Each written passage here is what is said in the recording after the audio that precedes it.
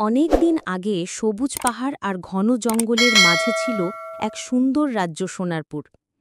এই রাজ্যের রাজপ্রাসাদ ছিল সোনার মতো ঝলমলে, যেখানে থাকতেন ন্যায়পরায়ণ রাজা সুরজিৎ আর রানী মাধবী।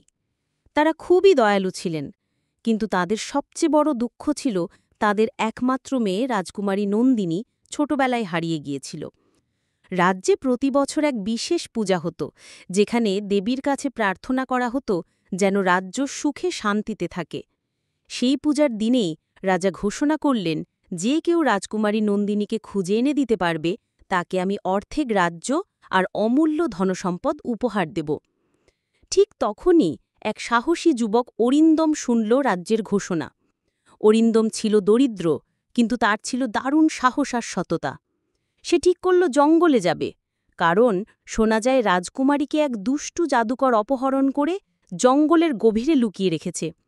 জঙ্গলে ঢুকে অরিন্দম নানা রকম ভয়ঙ্কর জন্তুর মুখোমুখি হয়, বাঘ, সাপ, অদ্ভুত পাখি, কিন্তু প্রতিবারই সে তার বুদ্ধি দিয়ে বেঁচে যায়। একদিন সে হঠাৎ দেখে জঙ্গলের মাঝে দাঁড়িয়ে আছে এক বিশাল বৃক্ষ, আর তার উপরে ঝুলছে এক জাদুর ফুল। ফুলটা অদ্ভুত আলো ছড়াচ্ছিল। হঠাৎ সেই ফুল থেকে এক দেবদূতী কণ্ঠ শোনা গেল, অরিন্দম, যদি তুমি রাজকুমারীকে খুঁজে বের করতে চাও, তবে তোমাকে ৩টি পরীক্ষার মধ্যে দিয়ে যেতে হবে। অরিন্দম সম্মতি দিল। অরিন্দমকে ভয়ঙ্কর আগুন পেরোতে হবে। সে ভয় না পেয়ে ঝাঁপিয়ে পার হল। এক দুষ্টু দৈত্য তাকে ধনরত্ন দিয়ে প্রলুব্ধ করল, কিন্তু অরিন্দম রাজকুমারীর কথা ভেবে প্রলোভন এড়িয়ে গেল।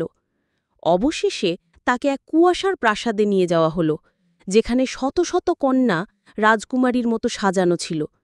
কিন্তু অরিন্দম নিজের হৃদয়ের অনুভূতি দিয়ে সত্যিকারের রাজকুমারীকে চিনে ফেলল।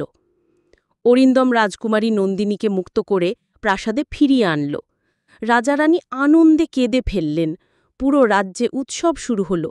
দেবীর পূজার দিনে সবার প্রার্থনা পূর্ণ হল। সমাপ্তি।